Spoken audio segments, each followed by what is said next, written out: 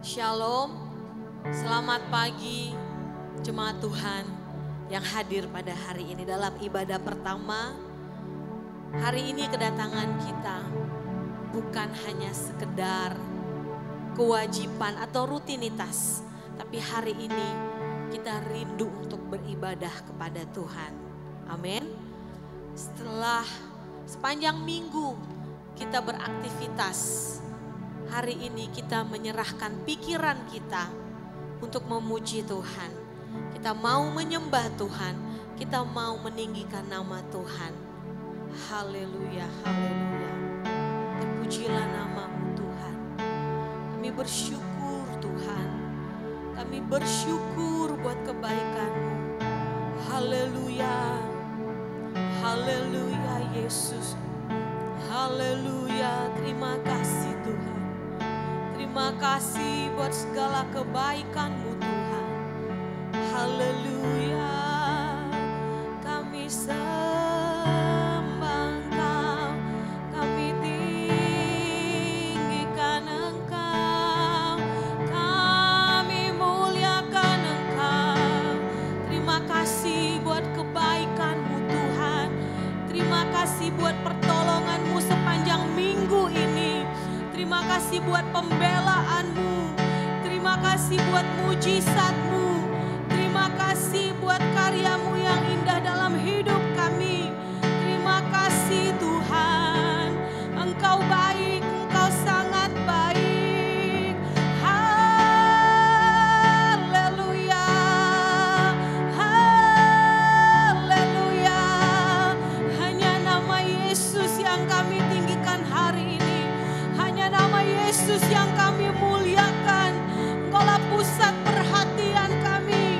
Glory, glory, glory, glory.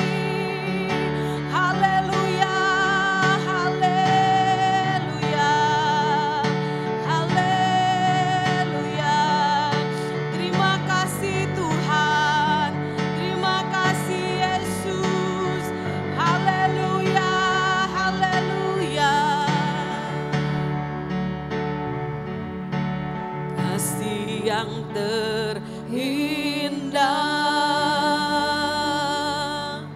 hati yang mulia, hanya ku temukan di dalam-Mu, Yesusku. Pujian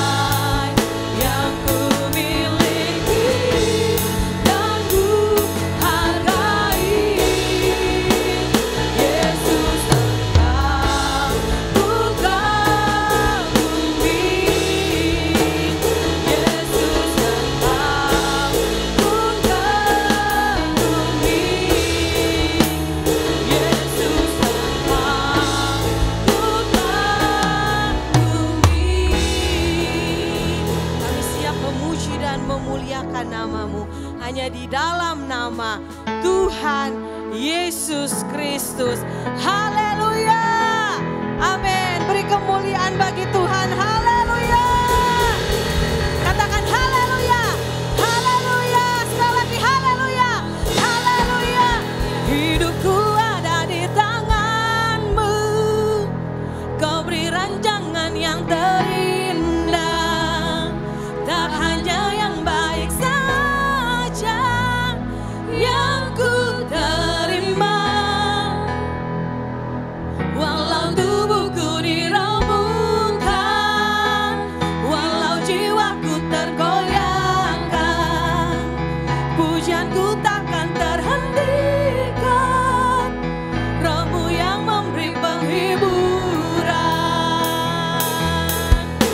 Akan ku pikul salib-Mu, cukuplah kasih setia-Mu. Ku bertahan, Kau kuatku, teguhkan imanku. Ku mau tetap bersyukur, senantiasa bersyukur. Segala yang ku alami, biar kehendak-Mu terjadi. Ku mau tetap bersyukur, senantiasa bersyukur. Hatiku kan bersuka, sebab hari ini hari yang terbaik. Haleluya. Terpujilah nama-Mu. Hidupku ada di tangan-Mu. Kau beri rancangan yang terindah. Tak hanya yang baik saja yang ku terima. Walau tubuhku diremukkan, walau jiwaku tergoyangkan, pujianku takkan terhentikan. Roh-Mu yang memberi penghiburan. Akan ku pikul salib-Mu, cukuplah kasih setia-Mu. Ku bertahan, Kau kuatku, teguhkan imanku. Ku mau tetap bersyukur, senantiasa bersyukur. Hanya ku alami, biar kehendak-Mu terjadi. Ku mau tetap bersyukur, senantiasa bersyukur. Hatiku kan bersuka, sebab hari ini hari yang terbaik. Kami bersyukur. Ku mau tetap bersyukur, senantiasa bersyukur.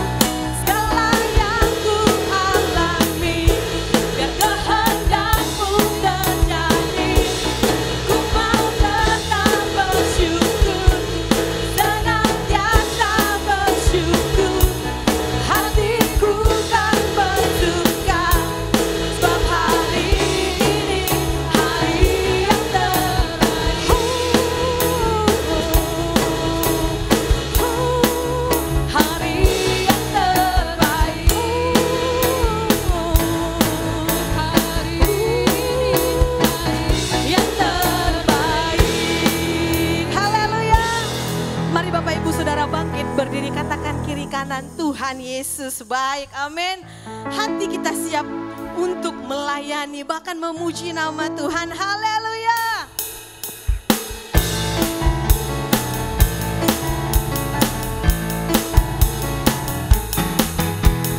Hatiku rindu Tuhan, rindu melayani. Ku berikan hanya padamu. Jiwaku rindu Tuhan, selalu dalam hadirat-Mu.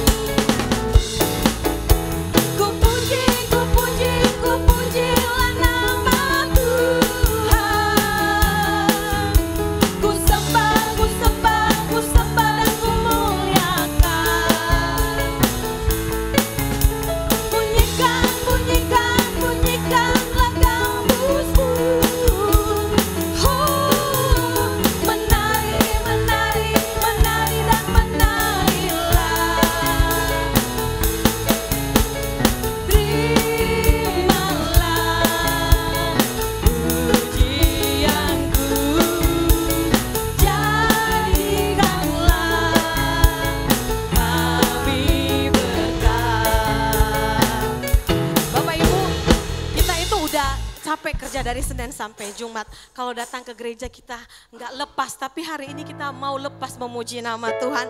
Bertepuk tangan, bergoyang, mengangkat tangan. Amin, haleluya. Beri tepuk tangan kemuliaan untuk Tuhan, haleluya.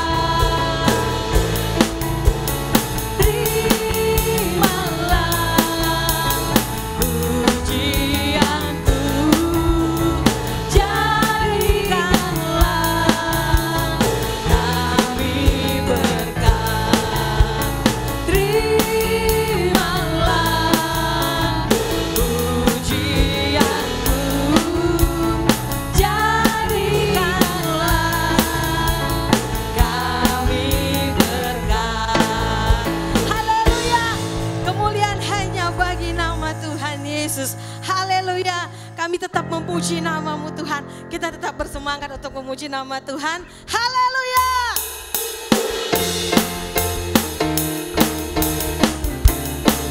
Dan pujilah nama-Mu Tuhan.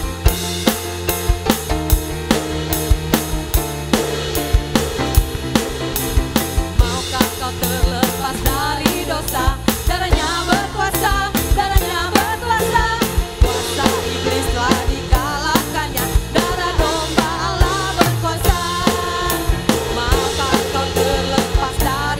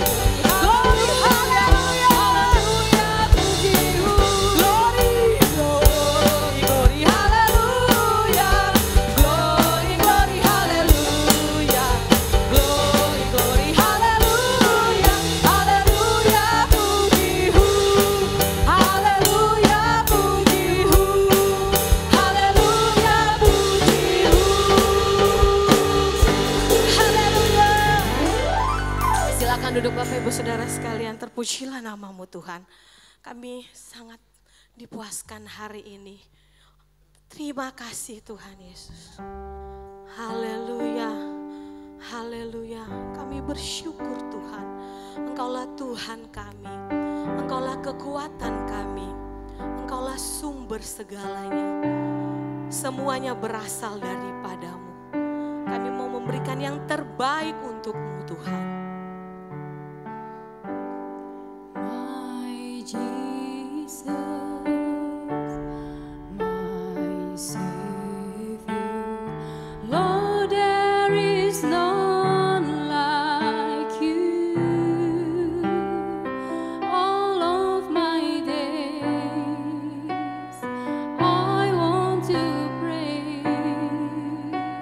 The wonder of your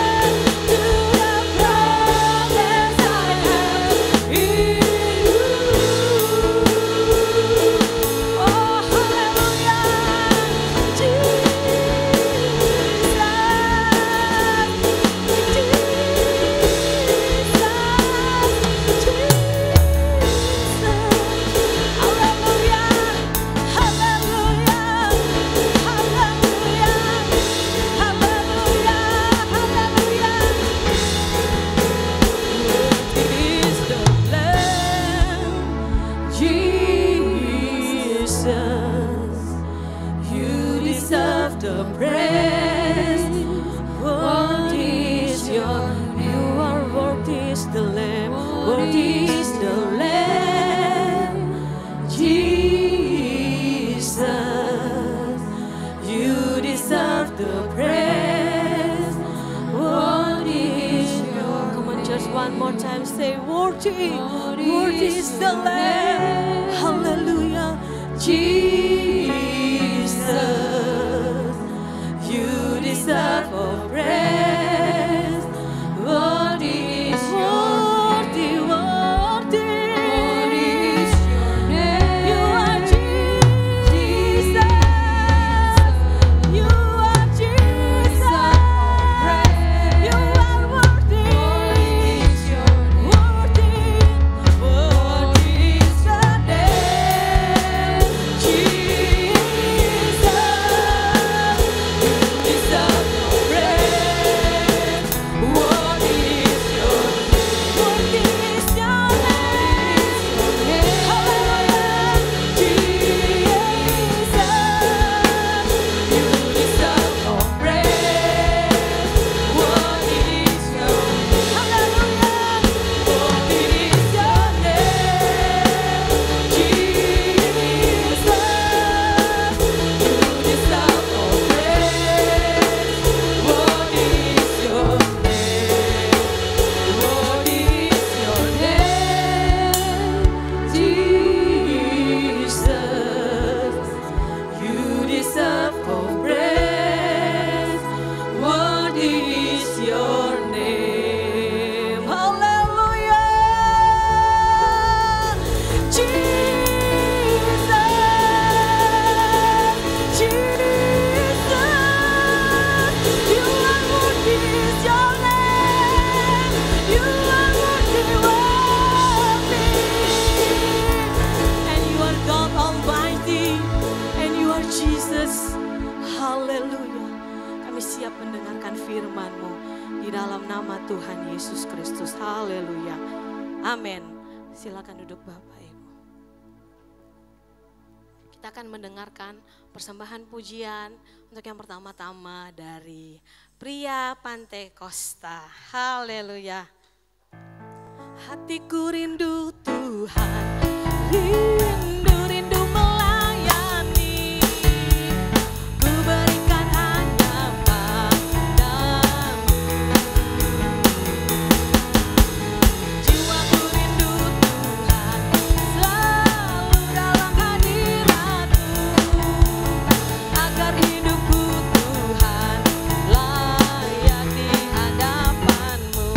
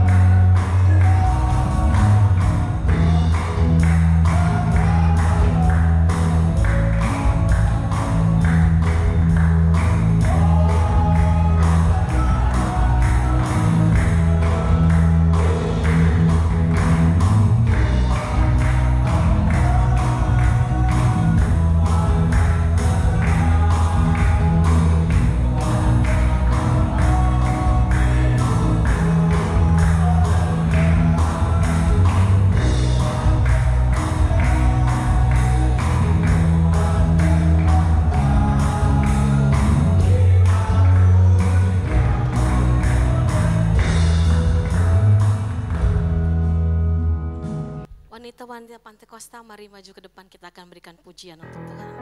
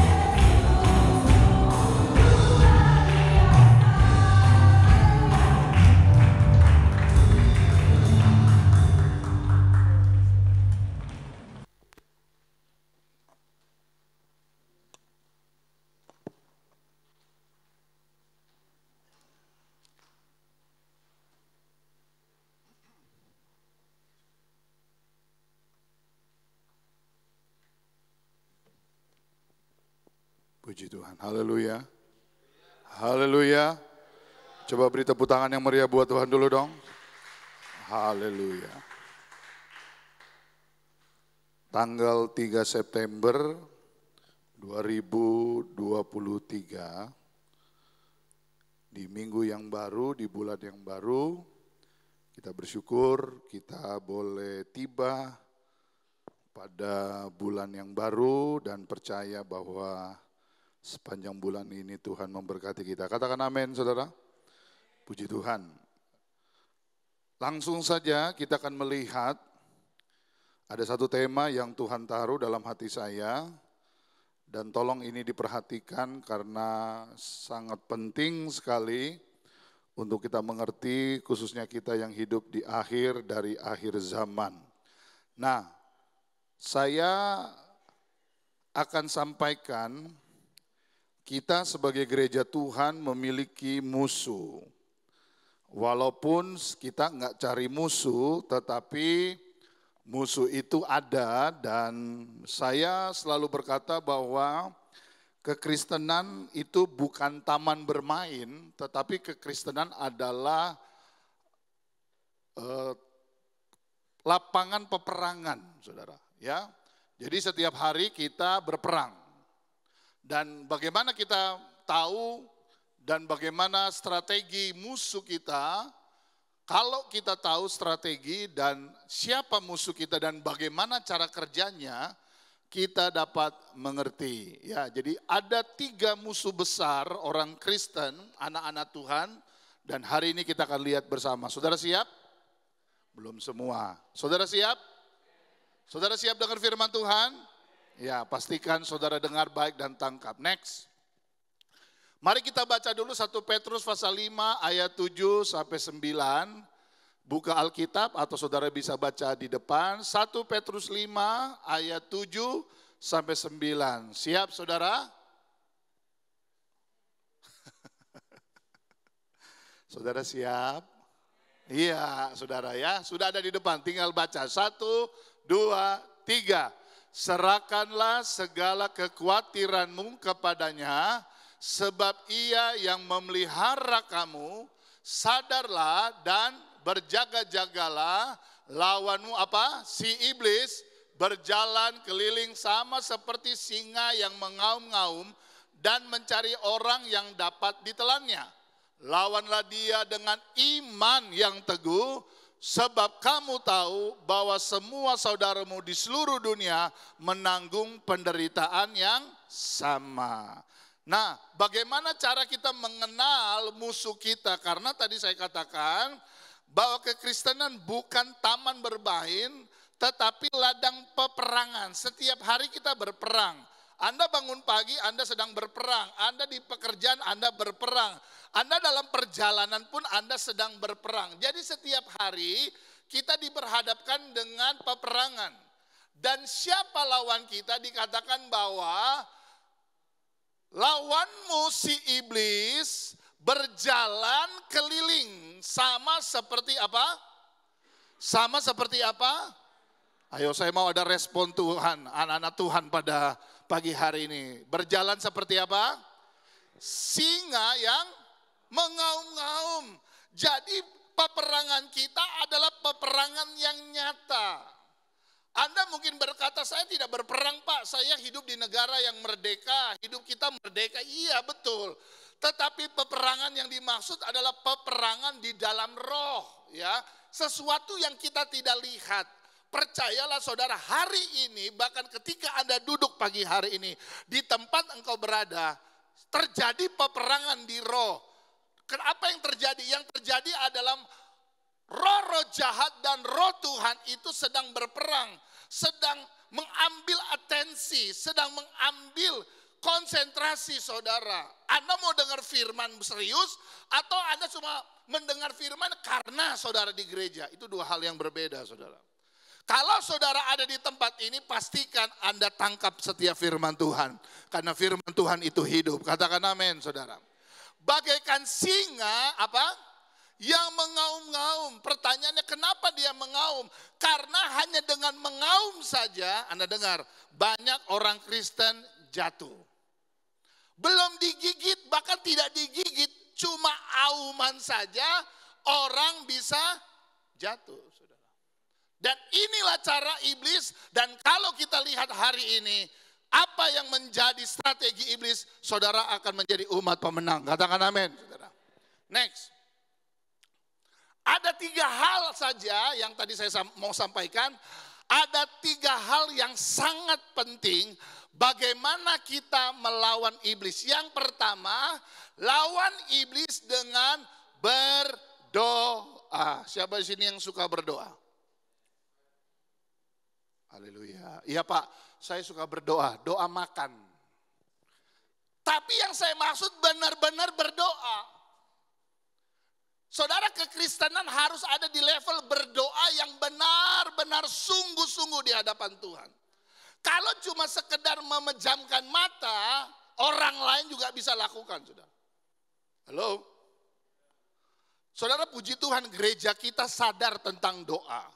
Makanya ada jam-jam doa. Tapi sayang yang datang sedikit. Oh, yang amin suka datang doa soalnya. Yang enggak amin takut. Betul enggak? Gereja kita diberikan banyak waktu untuk berdoa. Hari Rabu ada doa puasa. Jumat ada doa siang. Saya tahu siapa yang suka datang, siapa yang suka absen, saudara. Bahkan nggak pernah selama saya jadi gembala 10 tahun, nggak pernah batang hidungnya. Kecuali, ada kecualinya Om Riko. Kalau dikasih jadwal. Ayo ngaku aja supaya ringan saudara. Oh saya jadwal, datang si tante. Kau datang tante? Iya, saya kan jadwal hari ini. Jadi saudara jemaat jadwal. Oh, amin, saudara. Ya kan? Betul nggak? Ya. Saudara dengar yang saya mau ngomong ya. Alkitab pernah berkata begini, satu kali orang akan mengembara ke utara, ke selatan, barat, dan timur. Mereka mau cari kebenaran firman. Mereka mau cari itu ibadah doa. Mereka mau cari kegiatan gereja. Sudah tidak ada lagi. Kenapa? Karena kasih karunia, anugerah Tuhan sudah diangkat. Anda mau berdoa muter-muter, guling-guling, tidak ada lagi yang kau dengar. Tidak ada lagi Tuhan, kenapa? Kasih anugerah Tuhan sudah diangkat. Tetapi hari ini, bahkan sampai hari ini, masih ada anugerah Tuhan. Oleh sebab itu, pergunakan waktu. Saya heran orang hebat banget posting jalan-jalan, tapi minggu nggak gereja. Amin. Jalan-jalannya pengen banget, foto sana, foto sini, ceklek sana, ceklek sini. Ujung-ujungnya minggu nggak gereja. Kalau ditanya kenapa? Capek. Ke gereja capek, kalau jalan-jalan tidak capek. Kok nggak ada suaranya, saudara? Kenapa? Tersinggung. Halo? Peperangan kita bukan melawan darah dan daging, saudara. Tapi melawan penguasa di udara. Dan salah satu cara yang paling manjur, yaitu berdoa. Hari ini kita akan lihat, dan saudara bisa introspeksi diri. Saudara ini suka berdoa apa enggak? Doa merupakan berkat dan hak istimewa yang Tuhan anugerahkan kepada kita, orang yang percaya. Perhatikan, merupakan apa? Saudara baca enggak, saudara? Merupakan apa? Berkat, saudara. Anda dengar ya, kita manusia lalu kita berhadapan dengan Tuhan. Bagaimana caranya manusia bisa ketemu Tuhan? Melalui doa, saudara. Banyak doa, banyak sedikit doa, sedikit tidak pernah berdoa. Next. Bagaimana berdoa, Pak? Aduh, perlu diajarin lagi ya. Gak apa-apa. Karena firman Tuhan itu up to date. Matius 6 ayat 5 sampai 6. Om Riko. Matius 6 ayat 5 dan 6. Matius 6 ayat 5 dan 6. Judul berikutnya lalu berdoa. Dan apabila kamu berdoa, janganlah berdoa seperti orang munafik. Mereka suka mengucapkan doanya dengan berdiri dalam rumah-rumah ibadat dan pada tikungan-tikungan jalan raya, supaya mereka dilihat orang. Aku berkata kepadamu, sesungguhnya mereka sudah mendapat upahnya. Ayat 6. Tetapi jika engkau berdoa, masuklah ke dalam kamarmu, tutuplah pintu dan berdoalah kepada Bapamu yang ada di tempat tersembunyi. Maka Bapamu yang melihat yang tersembunyi akan membalasnya kepadamu. Dan apabila kamu berdoa, bagian pertama dikatakan janganlah berdoa seperti orang. Lebih keras lagi, seperti orang. Katakan kanan kiri, kamu pasti tidak munafik. Ya, pasti tidak munafik lah. Ya. Munafik itu sebenarnya berbicara tentang hati yang tulus. Anda berdoa dengan ketulusan atau hanya kewajiban? Ya malulah Pak, pendeta saya ini Kristen, KTP saya Kristen. Kalau nggak berdoa kayaknya kurang ngeroh. Ya, kalau nggak doa kayaknya kurang Kristen, saya harus berdoa. Itu adalah hati yang munafik. Sekarang saya mau tanya sama Bapak Ibu pagi hari ini. Waktu Anda sebelum berdoa, Tuhan udah tahu nggak keperluanmu? Hah? Tuhan tahu nggak? Bahkan kita belum ngomong, Tuhan udah tahu. Dia tahu bahkan sampai kedalaman hati kita. Tetapi bukan serta-merta ketika Tuhan tahu, lalu kita tidak lakukan apa-apa. Doa adalah bentuk usaha kita dan jalan kita untuk bertemu dengan Tuhan. Dia hanya sejauh apa? Doa. Dan saya melihat banyak orang Kristen gak suka doa. Dan ini adalah taktik iblis, saudara. Hati-hati, saudara ya. Next. Kenapa berdoa? Kenapa berdoa? Catat, kalau saudara mau catat.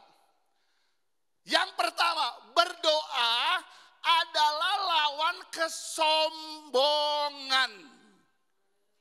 Orang yang gak berdoa adalah orang yang sombong. Halo? Di gereja ini ada orang sombong? Saya gak perlu Tuhan, kan begitu. Orang sombong adalah menyatakan diri lebih hebat, lebih pintar, lebih penting. Gak ada waktu karena sombong. Coba cek orang yang sombong, pasti gak suka doa. Oh saya bisa, saya mampu, saya punya Pak. Sombong. Dan saya berdoa supaya tidak ada jemaat Tuhan di tempat ini yang sombong. Semua tahu dan sadar pentingnya Tuhan dalam hidup ini. Ada kisah orang sombong, saudara. Coba lihat. Hakim-Hakim 16 ayat 19 sampai 21. Om Riko baca. Karena kecil banget itu. Hakim-Hakim 16 ayat 19 sampai 21. Hakim-Hakim 16 ayat 19 sampai 21. Ya, 19. Sesudah itu dibujuknya Simson tidur di pangkuannya, lalu dipanggilnya seorang dan disuruhnya mencukur ketujuh rambut jalinnya. Sehingga mulailah Simson ditundukkan oleh perempuan itu sebab kekuatannya telah lenyap daripadanya. Lalu berserulah perempuan itu, orang Filistin menyergap engkau, Simson. Maka terjagalah ia dari tidurnya serta katanya, seperti yang sudah-sudah, aku akan bebas dan akan meronta lepas. Tetapi tidaklah diketahuinya bahwa Tuhan telah meninggalkan dia. Ayat 21. Orang Filistin itu menangkap dia, mencubit kedua matanya dan membawanya ke Gaza. Di situ ia dibelenggu dengan 2 rantai tembaga dan pekerjaannya di penjara ialah menggiling. Ya. Saudara tahu cerita Simson dan Delila? Tahu ya? Cerita sekolah minggu ya. Simson dengan kehebatan, kekuatannya, semua binatang itu dihalaukan. Satu kali dia ketemu si Delila di rayu, Simson, Simson, kamu ganteng deh, kamu kuat luar biasa. Apa sih rahasiamu?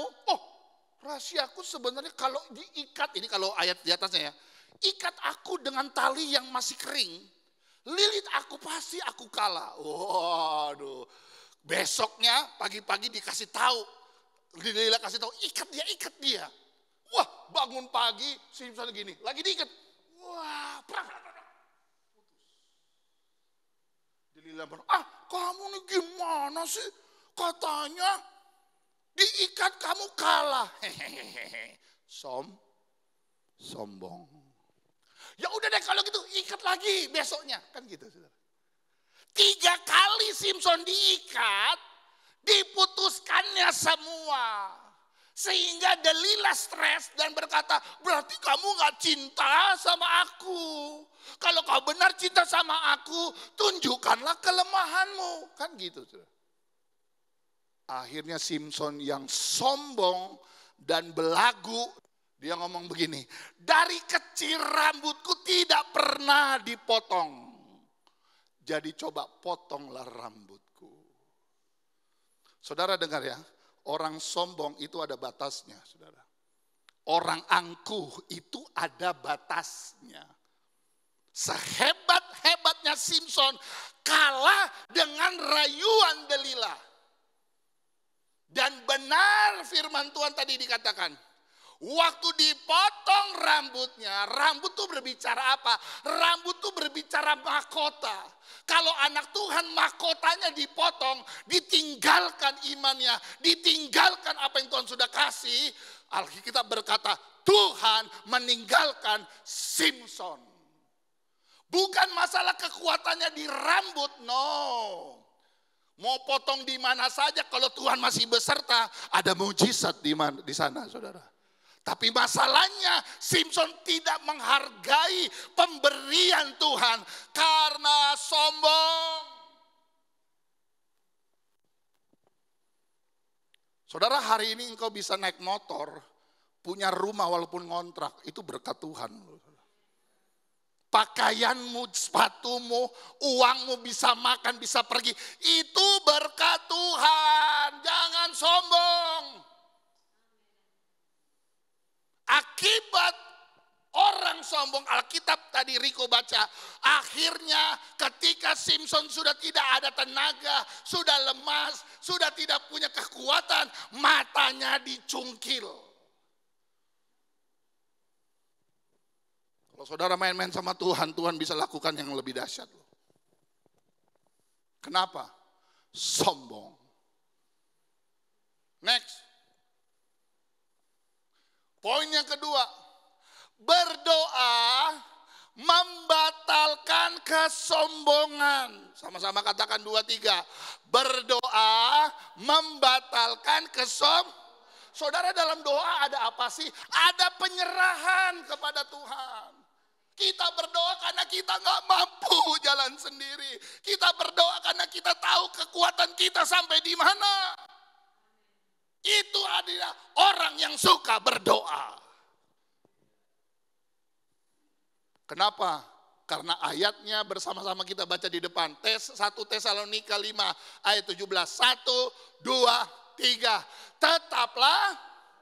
Belum semua, yang di belakang masih bengong. Sekali lagi baca ayat ini sama-sama. Singkat sekali. 2, 3. Tetaplah. Artinya tetap itu terus menerus. Jangan cuma ada masalah aja doanya dikencengin. Nggak ada masalah, udahlah yang penting aman-aman semua. Tidak. Haleluya. Haleluya. Gereja ini berdiri karena masih ada orang-orang yang berdoa, saudara. Masih ada doa yang dinaikkan untuk kemajuan pekerjaan Tuhan di tempat ini. Walaupun berat yang kita hadapi hari-hari ini. Kekuatan kita cuma berdoa. Katakan amin, saudara. Yang kedua, kekuatan apa lagi? Yang pertama berdoa. Yang kedua, saudara harus berpuasa. Siapa yang seminggu sekali ikuti kegiatan gereja puasa? Angkat tangan. Oh Tuhan Yesus. Oh haleluya. Saya tanya lagi, mungkin pura-pura budak saudara ya. Siapa yang seminggu sekali dalam kegiatan berpuasa? Angkat tangan. Terima kasih atas kejujuran saudara. Berpuasa adalah kegiatan yang dilakukan untuk membangun. Sama-sama katakan membangun. Untuk membangun kerohanian kita kepada Tuhan. Next. Bagaimana berpuasa? Aduh, mesti diajarin lagi ya. Coba buka, Om Riko bacalah. Yesaya 58 ayat 6 dan 7. Yesaya 58 ayat 6, 7. Yesaya 58 ayat 6 dan 7. Bukan, berpuasa yang dikehendaki. Ialah supaya engkau membuka belenggu-belenggu kelaliman dan melepaskan tali-tali. Supaya engkau memerdekakan orang yang teraniaya dan mematahkan setiap roh. Ayat 7. Supaya engkau memecah-mecah rotimu bagi orang yang lapar dan membawa ke rumahmu orang miskin yang tak punya rumah. Dan apabila engkau melihat orang telanjang, supaya engkau memberi dia pakaian dan tidak menyembunyikan diri terhadap saudaramu sendiri. Saudara dengar ya, berpuasa itu bukan hanya menahan lapar. Tetapi puasa yang dimaksud adalah orang supaya membuka belenggu-belenggu kelaliman. Melepaskan tali-tali kuk supaya engkau memerdekakan orang yang teraniaya dan sebagainya tadi sudah dibaca. Kita berpuasa itu sedang menahan sesuatu dan melepaskan sesuatu. Oh nggak ada amin saudara. Kita sedang menahan keinginan kita. Ya, puasa yang benar menurut saya adalah puasa Tuhan Yesus, tidak makan, tidak minum, titik. Nggak usah pakai boleh makan ini, sebagian nggak, pusing saudara. Kita langsung yang lurus-lurus saja. Puasa Tuhan Yesus tidak makan, tidak minum. Tapi tidak 40 hari, 40 malam mati saudara. Dan tidak ada orang yang tahan bisa puasa 40 hari, 40 malam seperti Yesus. Saya belum pernah dengar ada. Manusia mati saudara. Saya aja 3 hari aja, waduh saudara. Itu pergumulan yang luar biasa. Tapi saya bisa lewati 3 hari 3 malam ya. Saya bisa lewat. Puasa Tuhan Yesus tidak makan, tidak minum, itu kita sedang menahan sesuatu. Tetapi ayat ini sebenarnya kita sedang melepaskan melepaskan hal-hal yang negatif. Saya mohon saudara, minggu ini September, minggu ini hari Rabu semua jemaat puasa. Waduh, berat banget dah. Tadi doa aja berat, sekarang puasa juga nggak ada amin, saudara. Saudara 1 hari nggak makan, nggak mati, saudara. Kalau ada orang jemaat, dengar ya, ini direkam ya. Kalau ada jemaat puasa 1 hari mati, saya kasih peti emas. Kalau mati, saya kasih peti emas. Kalau saudara mati karena puasa, saudara tahu waktu saya di sekolah Alkitab, saudara, BJ, angkatan 44 itu tahun 99. Ada yang belum lahir di sini, saya udah sekolah kitab, saudara. Tahun 99 pertama kali kami diajak suruh doa puasa 3 hari. Pemimpin sekolah kami berkata begini, dia kebetulan piara anjing, namanya Bruno. Dia ngomong gini, bukan cuma siswa-siswi yang puasa, anjing kami juga puasa. Jadi kalau saudara nggak puasa, Anda kalah sama anjing. Minggu ini saya mau lihat ya, semua jemaat ambil waktu untuk puasa. Pak, saya nggak kuat seharian, setengah hari. Saya udah kasih tahu berapa kali. Kalau saudara nggak kuat pagi makan, siang nggak makan, sore makan baru buka. Belajar saudara, semua kita belajar. Tidak ada yang sempurna tapi ada kemauan. Kenapa harus berpuasa? Karena next, coba lihat. Kalau saudara berpuasa, Anda sedang melawan hawa nafsu. Ngerti nggak saudara? Berdoa itu melawan kesombongan. Sekarang berpuasa itu melawan hawa nafsu. Kenapa seringkali hawa nafsu datang? Karena kita nggak bisa tahan diri. Makan aja nggak bisa ditahan saudara. Kayaknya kalau nggak makan sehari mau mati. Padahal seringkali karena makanan juga orang bisa mati. Tapi kalau kita pun nggak makan, nahan sesuatu, kita sedang menahan hawa. Mana ayatnya? Yudas 1 ayat 18, bisa kebaca nggak? Sebab mereka telah mengatakan kepada kamu, menjelang akhir zaman akan tampil pengejek-pengejek yang akan hidup menurut hawa nafsu kefasikan mereka. Di akhir zaman orang udah gak peduli lagi tentang puasa. Yang penting hawa nafsuku tersalur. Kalau kita nggak berpuasa, kalau kita nggak bisa menahan diri, kita akan hilang. Ayat berikutnya, Kolose 3 ayat 5-6. Karena itu matikanlah dalam dirimu segala sesuatu yang apa? Saudara nggak baca loh. Kolose 3 ayat 5-6.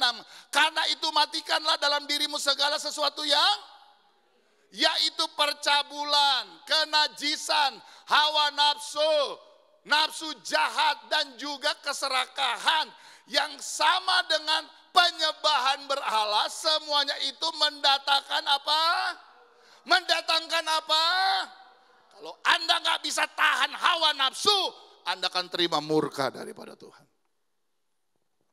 Benar apa betul? Benar apa betul? Yang pertama berdoa, yang kedua berpuasa. Sekarang masuk yang ketiga. Hal yang sangat penting, yang ketiga sekarang bicara memberi. Minggu lalu dengar khotbah saya tentang memberi enggak? Haleluya.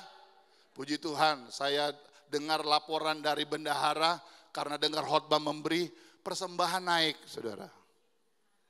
Hari ini mau persembahan naik enggak?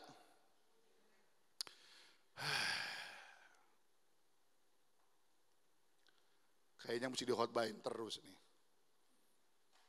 Lebih berkat memberi daripada Apa yang diberi itu yang dituai. Beri sedikit, tuai. Beri banyak, tuai. Gampang. Memberi dalam Alkitab adalah cerminan dari kemurahan hati mereka yang tidak mencari kepentingan pribadi. Saya mau tanya sama siapa ya? Yohanes dah. Nes, kira-kira kamu kan kerja ya? Kira-kira kerjaan itu dari siapa? Kamu bekerja dari siapa? Tuhan yang kasih. Betul nggak? Siapa lagi di sini? Ibu guru, Neri. Ner, kamu kerja siapa yang kasih, Ner? Tuhan. Siapa lagi? Pril, saya mau tanya. Kamu kerja siapa yang kasih? Tuhan. Kalau Tuhan yang kasih, berarti harus kembalikan kepada Tuhan. Oh enggak Pak, ini kan hasil keringat saya Pak. Ini kan karena saya pinter, saya kan cum laude. Saya kan orang hebat, saya begini, saya.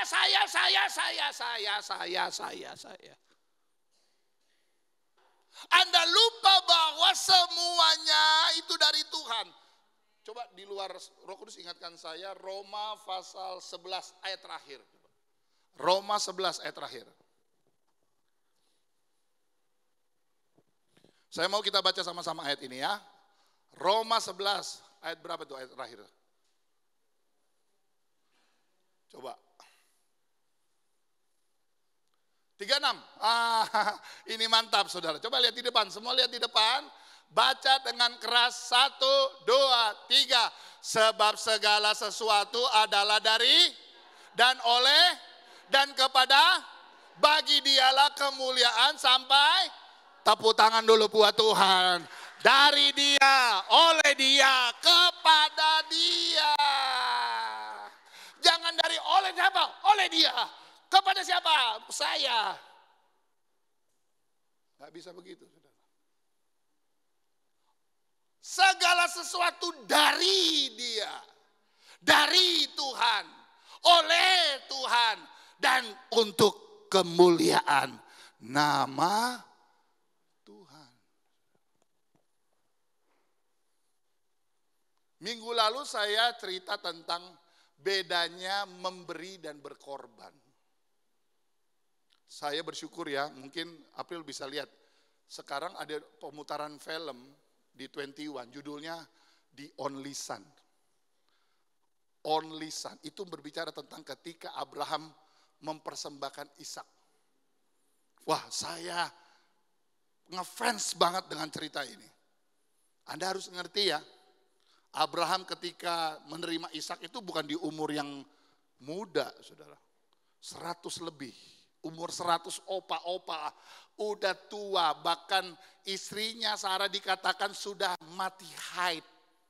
Mati haid itu berarti sudah tidak produksi lagi. Walaupun Abraham juga buat kesalahan, akhirnya dia tidur dengan Hagar dan lahirlah Ismail, itulah kesalahannya. Tetapi janji Tuhan, promise of God, janjinya Tuhan itu tetap, keturunanmu akan banyaknya seperti bintang dan pasir di lautan, itu tidak akan disangkal. Sampai Ishak lahir, ingat ya, anak perjanjian bukan Ismail tapi Ishak. Ketika Ishak lahir, Anda perhatikan baik, lagi lucu-lucunya, lagi senang-senangnya. Perintah Tuhan, Abraham persembahkan Ishak untuk aku. Perbedaan memberi dan berkorban itu dua hal yang berbeda. Anda dengar, Anda punya uang 100.000, Anda kasih persembahan 2.000, itu namanya pemberian. Tetapi Anda punya uang 100.000, Anda kasih 90.000, itu namanya korban. Dengar, korban itu harus sakit. Kalau belum sakit bukan korban namanya. Hari ini banyak anak Tuhan tidak berkorban, hanya memberi. Waktu firman datang kepada Abraham, Ishak persembahkan anakmu. Saya tidak membaca di Alkitab, maka Abraham ngambek, maka Abraham marah-marah, maka Abraham lari, nggak ada. Langsung ayat itu berkata, keesokan harinya. Jadi nggak ditunda, saudara. Perintah datang, keesokan harinya, baca baik-baik. Abraham mengambil Ishak, mengambil kayu, mengambil api, lalu pergi ke Bukit Moria untuk mempersembahkan anak ini. Yang buat saya menangis selalu membaca, ketika mereka di jalan, Ishak bertanya, "Pa, kayu ada, api ada, mana persembahannya?" Ishak tidak tahu bahwa dialah persembahan itu. Saya yakin walaupun Alkitab tidak mencatat, saya yakin Abraham sebagai orang tua meneteskan air mata. Bukankah dia yang kita nantikan? Bukankah dia janji Tuhan? Bukan melalui dialah nanti akan banyak keturunan. Tetapi kenapa harus dia yang dipersembahkan? Sama seperti Bapa di sorga ketika lihat Yesus disalib. Tergores hatinya. Dia gak sanggup lihat anaknya sudah menanggung seluruh dosa manusia. Sehingga Yesus berkata, "Eli, Eli, lama sabatani." Bapa, kenapa kau tinggalkan aku? Bapa harus tinggalkan Yesus karena Yesus penuh dengan dosa. Tapi ingat, semua itu dilakukan karena dia cinta saya dan saudara. Dia yang tidak berdosa dijadikan berdosa. Supaya kita yang berdosa bisa diselamatkan oleh Tuhan. Itulah pengorbanan, saudara. Pertanyaannya sederhana, sudahkah pagi hari ini kau berani melakukan korban untuk Tuhan? Atau engkau memberi hanya asal-asal? Sudahlah, yang penting saya sudah memberi. Enggak begitu, saudara. Setiap rupiah yang engkau tabur di gereja ini, Tuhan perhitungkan. Katakan amin, saudara. Next.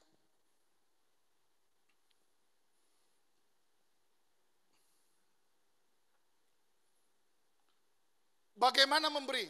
Coba Om Riko baca 2 Korintus 9 ayat 6 sampai 8. 2 Korintus 9 ayat 6 sampai 8. 2 Korintus 9 ayat 6 sampai 8. Berikutnya, memberi dengan sukacita membawa berkat. Ayat 6. Camkanlah ini, orang menabur sedikit akan menuai sedikit juga, dan orang menabur banyak akan menuai banyak juga. Hendaklah masing-masing memberikan menurut kerelaan hatinya, jangan dengan sedih hati atau karena paksaan, sebab Allah mengasihi orang yang memberi dengan sukacita. Ayat 8. Dan Allah sanggup melimpahkan segala kasih karunia kepada kamu, supaya kamu senantiasa berkecukupan di dalam segala sesuatu dan malah berkelebihan di dalam pelbagai. Orang yang memberi senantiasa berkecukupan. Sama-sama katakan, saya berkecukupan. Dan malah berkelebihan. Katakan, saya berkelebihan. Jadi bukan cuma cukup orang memberi, tapi berlebih. Pak, tapi saya dompetnya masih sekarang, paling tidak hatimu berlebih dengan sukacita. Itu jauh lebih berharga daripada sekedar jumlah digit. Karena ada banyak orang punya jumlah digit, tapi rumah tangganya berantakan, hidupnya nggak keru-keruan, saudara. Mungkin digit kita hari ini cuma haleluya, puji Tuhan. Lihat dompet, oh haleluya, kan puji Tuhan, saudara. Bisa makan? Di sini ada yang puasa terpaksa sepanjang minggu kemarin? Makan kan, saudara? Kenapa? Berkecukupan, bahkan dikatakan berkelebihan. Next. Ini yang terakhir. Kenapa memberi? Memberi akan menahan kita dari rakus. Bahasanya gitu aja dah. Karena saya bingung cari bahasa yang sopan apa? Bingung. Greedy kalau orang bahasa Inggris. Greed. Itu rakus. Ini punya saya, ini punya saya, ini punya saya, ini milik saya, ini aset saya. Memberi juga artinya melepaskan hak. Saya dan Ibu Gembala sedang belajar, saudara. Dan kami akan terus belajar untuk belajar melepaskan hak. Pak, ini punya saya, Pak. Ini punya orang tua saya. Ini punya keturunan saya. Tadi saya katakan, dari dia, oleh dia, untuk dia. Bukan punya saya. Ada yang di sini, waktu datang ke dunia, bawa emas.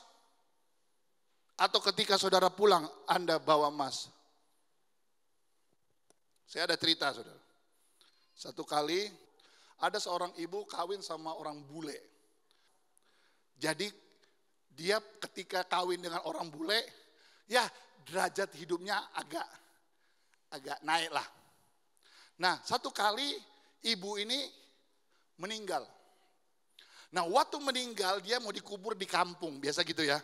Meninggal di Jakarta, dibawa ke kampung. Nah, karena dia kaya, waktu petinya mau pergi dulu zaman burak katanya ya. Jadi agak delay. Jadi acara ibadah di kampung sudah kumpul, peti mayatnya masih ada di ujung pandang. Nah, singkat cerita delay, malam baru tiba di kampungnya. Waktu dibuka, orang kampung kaget Om Riko. Karena ibu kaya, dia pakai emas. Di tangan, di sini, di kaki, di sini, emas semua. Nah, waktu ibadah pelepasan jenazah dimulai, anaknya disamperin sama oma-oma, sama keluarganya. Sebelum peti ditutup, emas itu dicopot. Ibu anaknya ini berkata, sudahlah, apa yang sudah sampai dikubur, biarlah tetap dikubur. Keluarga lain bilang, jangan, copot aja, itu terlalu banyak emasnya. Tapi anak ini karena mungkin sudah dipesan oleh ibunya, apa yang sudah dikubur, jangan dicopot. Nah, singkat cerita, besoknya acara pelepasan jenazah. Masih saja orang datang copot, tapi anak itu bilang, jangan. Apa yang sudah dikubur, biarlah tetap dikubur. Dibawalah peti ibu ini dikubur di makam keluarga. Penguburan selesai, besoknya kampung itu heboh. Kenapa? Kuburan yang baru saja kemarin dikubur, tiba-tiba terbongkar. Petinya pun terbuka. Kenapa? Karena emasnya itu hilang, saudara. Jadi ada yang ambil. Datanglah orang tua yang kemarin. Lalu ngomong sama anak, kita so bilang Pangana. Kita kan udah ngomong jangan taruh emas-emas di dalam peti. Kan hilang. Saudara, waktu ngomong begitu, anaknya tertawa, saudara. Begitu, saudara. Datang lagi orang yang lain, keluarga, kita kan sudah bilang. Jangan taruh emas, anaknya tambah ketawa. Orang berkata, sudah gila anak ini. Ini kisah nyata, saudara. Sampai datang pendeta, pikir ini sudah kerasukan setan, Bu Eva. Karena udah ketawa-ketawa sendiri. Jadi orang kampung sudah heboh lalu menyalahkan anak ini. Karena peti sudah terbuka, emas pun hilang. Sampai akhirnya ada satu ibu datang, dia panggil anak itu lalu duduk. Lalu berbicara, kamu ini kenapa? Bukankah sudah dikasih tahu kemarin? Jangan taruh emas di semua tubuhnya mama. Dia ketawa terus. Kamu kenapa ketawa? Ada apa? Tante tahu nggak katanya? Kenapa? Iya. Waktu di Jakarta, mama pernah bilang, kamu pergi ke proyek Senen, beli emas palsu, pasang di mama punya bagian tubuh semua. Gitu ya. Emas. Coba cek kanan kiri. Jangan-jangan pakai emas palsu. Bukan Mas Riko, bukan Mas. Jadi yang dipasang itu emas palsu. Makanya anaknya makan tuh emas palsu, makan tuh sana. Haleluya. Harta dibawa mati? Harta dibawa mati? Enggak, saudara. Dua terakhir ayat tentang memberi. Kalau ada orang bertanya gini, Pak, saya mau memberi tapi kasih ayatnya yang bukan cuma Maliaki 3 ayat 10. Yang lebih tua lagi, saya kasih yang lebih tua. Supaya saudara ngerti. Coba baca Kejadian 14 ayat 20. Ini belajar dari Abraham. Apa yang Abraham lakukan? Kejadian 14 ayat 20. Dan terpujilah Allah yang maha tinggi yang telah menyerahkan musuhmu ke tanganmu. Lalu Abraham, sama-sama baca, memberikan kepadanya apa? 1/10 dari semuanya. Jadi Abraham itu hidup sebelum ada hukum Taurat. Nah, udah ngerti ya saudara ya? Kalau ada orang berkata, kan hukum Taurat sudah gak berlaku, jadi perpuluhan sudah tidak berlaku. Ini Abraham sebelum hukum Taurat. Satu ayat lagi, habis itu kita berdoa. Yakub, Kejadian 28 ayat 22. Dan batu yang kudirikan sebagai tugu ini akan menjadi rumah Allah. Dari segala sesuatu yang engkau berikan kepadaku, akan selalu kupersembahkan apa? 1/10 kepadamu. Siapa yang jujur kasih perpuluhan? Angkat tangan.